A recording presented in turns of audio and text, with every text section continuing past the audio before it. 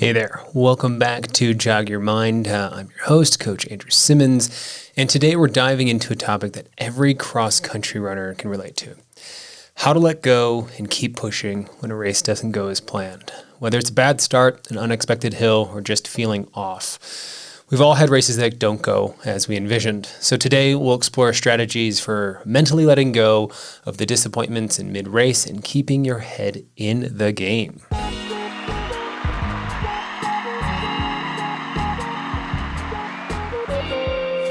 Every runner has faced tough moments during a race. Your legs feel heavy, you're way off pace, and you get boxed in by competitors. It's frustrating and demoralizing, and in those moments, it's easy to feel really defeated, like the whole race is a waste, and at that point, you just want to walk off the course. But here's the thing. Cross country, maybe more than any other sport, is about resilience. It's about how you handle the unexpected, and more importantly, how you respond when things go wrong.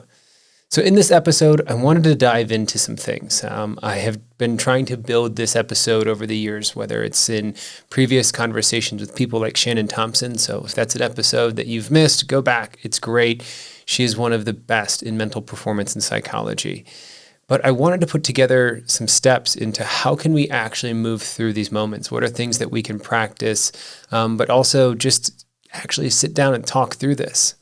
First and foremost for me is about the idea of recognizing and refocusing in the moment. A lot of this requires you to be present and recognize that, man, maybe I'm getting negative. So the first step is when things start to go south, it's to recognize what's happening and refocus, maybe even reframe it. You've trained hard for weeks or months, but in the heat of the moment, a bad start, falling behind. I can think of some athletes that have even fallen at the start line this year.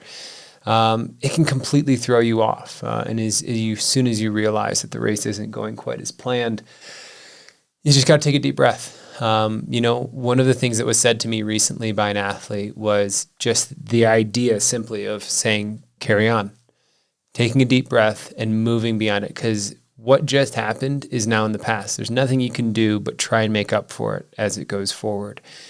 And this ability is about acknowledging that this isn't the day that you imagined. But, and this is a big but that doesn't mean that you can't make it a good race. The ability to pivot mentally in the middle of a race is a skill that great runners develop over time. Now, bring in a little bit of reference here. Sports psychologist Dr. Joanne Dalcotter explains that athletes who acknowledge their disappointments but quickly shift focus to their current strategy can save their race. This mental flexibility is a key component to success. Number two, this is another thing that we've talked about all season long, is about breaking the race into smaller pieces. Sometimes we get really focused on time. And that's the only thing we think about is what are we doing at Z? But we're not thinking about the 24 steps between A and Z. And so I have a theory of working and breaking a race into thirds. And it seems to be really successful for not only my athletes in the 5K, but the marathon and beyond. But after you refocus, right? So inside the race, after you've recognized that, this didn't go the way I wanted to, you picked yourself up off the ground. After you refocus, try breaking the race into smaller, manageable chunks. Instead of worrying about the entire 5K or what's left ahead of you, concentrate on the next 400 meters or even just getting through to the next hill. And this may just mean that you needed to get back with the group that you were with and then start to conserve energy. Breaking down the course into smaller pieces is really going to allow you to refocus on the immediate challenge instead of dwelling on what didn't go well earlier. Legendary marathoner Dina Castor has used this technique in many of her races, saying she often focuses on getting through each mile or each marker, which helps her regain control and keep her mental game sharp. I did a similar thing in my journey towards almost 40 marathons now. One of the things that I can remember and a technique that I always use is that mile 22 was always the toughest for me. And so with 4 miles to go, knowing that it was going to be tough, I always reminded myself that I could always get out the door and run 4 miles. That was just something that I had in my mind. And so I would run that 4 miles in my mind the last 4 of the race. I would tell myself at mile 23, you're just going over the bridge. You got to get to this, the street corner. And that's where you're going to turn around. And all you got to do is try to get home and run as fast as you can home. And this is a run that I've done hundreds of times in the build up to many of my races. And it gave me a certain sense of comfort. And even if you're on a course where you don't know what is going to happen next, focus on what you can literally see in front of you. All right, I got to get to this tree. I'm going to try to get up to there. And if you're problem solving in the moment, it's super powerful, super beneficial. Here's the next thing that a lot of people aren't willing to do. Shift your goals mid-race. If your primary race goal feels out of reach, like hitting a PR, finishing the top 10, whatever it may be, don't be afraid to adjust your goals on the fly. Shift from focusing on your original goal to new ones. Consider things like improving your form, maintaining a steady pace, or catching the runner in front of you and maintaining that competitiveness within the race. By letting go of your initial goal, you create space for new motivation. And who knows? Sometimes when you take that pressure off, you end up surprising yourself. This strategy is supported by sports psychologists who recommend goal shifting to maintain motivation through tough moments. When the big goal seems unattainable, finding smaller victories can help you in moving forward. I think of it as you've let go and taken that pressure off yourself, and now you can just focus on trying to do as well with what's in front of you. And sometimes that can take off that really heavy weight of having to perform really, really well. And so sometimes those little mistakes are little gifts. Number 4, focus on efforts, not on outcome. Man, if you have ever had a phone call with me, this is something that I put into so much of my dialogue with you guys. Cross country, and more importantly, running as a whole, isn't just about who crosses the finish line first. It's about effort. One of the hardest lessons to learn as a runner is that the outcome of a race doesn't always reflect the effort you put in. It doesn't reflect the effort you put into the training. It may not reflect the effort that you put on yourself going into the race that you had to do something big. Instead of worrying about your placement or time, focus on your effort. Are you going to give everything you have in that moment? If the answer is yes, then you're succeeding, regardless of what the clock says. I can think of some of my hardest efforts were cold, wet, rainy days, and my times were some of the slowest. And at first, I was disappointed in how I had raced because I had put everything out there. But what I realized is that was everything I had. And so I was actually able to walk away sometime after, realizing that that was a really good race. And I put down some things that were really respectable. So consider that your effort far outweighs the time on the clock. And yes, at the end of the day, you may get recruited based on time. But here's the thing. If you can focus on putting out your effort, when the stars line up, you have a great course on a great day, and you have that opportunity right in front of you, you're going to be able to have a really great day. And that time's going to be able to reflect the effort and training that you've put in. Mental training expert Matt Fitzgerald calls this approach running by feel, which means tuning into your body's signals and pushing as hard as you can, even if the numbers aren't what you had hoped for. In the end, effort is something that you can control, and it should be a priority, especially on tough race days.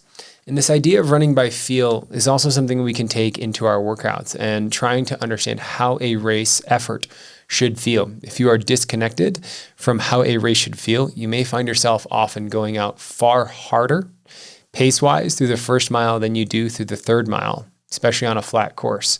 Knowing how a race should feel means that you should get up, lock in, hold, maintain, and push all the way through the finish. And it's really about managing your effort that's really key. Here's another thing we talk about a lot on this podcast, using positive self-talk. When you're struggling in a race, negative thoughts can creep in fast. I'm too slow. I can't do this. I'm failing. These thoughts are toxic and can definitely destroy your focus. To combat this, use positive self-talk. Now, I realize how banal that sounds. Oh, use positive self-talk. Replace things with this and that. But here's the idea. At the end of the day, if you can't talk yourself out of the situation, nobody on the sidelines, no coach, nobody is going to help resuscitate you. You have got to paddle your own lifeboat here, guys. And so I know you guys have heard it. I want you to try it. Replace those negative thoughts with affirmations. I know. I'm strong. I've trained for this. I'm in control. It may sound cliche, but studies have shown that athletes who use positive self-talk can improve their endurance and performance. I really like 3 things. I can, I will, I must. I have seen it on the hands of athletes that I have coached many, many years. I still see it on Facebook from athletes that I have focused, that have followed me, and I follow them. And it has become a phrase and a mantra that has powered and empowered many of my athletes over the years. And if you're curious about where I got that from, I want you guys to look up Dick's Sporting Goods Olympic motivational video. It's by Dr. Thomas. It is a really cool video, but the idea of I can, I will, I must, 3 of the most empowering things you can say to yourself, and often just helps us let go of the negativity in the moment and allows us to focus on what's really important ahead of us. Man, can't get my words out today. You might not believe it at first, and that's what's hardest about it. But repeating these positive phrases over and over can help you start to shift your mindset and give you that little bit of a mental edge back after you've had a tough moment in a race. Lastly here, staying present. Remember that no race is ever lost until you cross the finish line. I have watched so many athletes who weren't where they wanted to be in the first mile, and because they believed, because they talked to themselves, because they overcame those difficult moments, that changed significantly over the next 2 miles. Allowing yourself to stay in the moment and practicing that, giving yourself permission to finish strong, even if it's not the race that you wanted. Many times runners mentally give up before their bodies actually need to stop. By staying present, focusing on the finish as much as possible, you're setting yourself up for a strong finish. Keep in mind that every race, no matter how tough, is an opportunity to learn and grow as a runner. The act of finishing, especially when things don't go well, helps build resilience, and that's going to make you better in the long run. Now, here's the thing.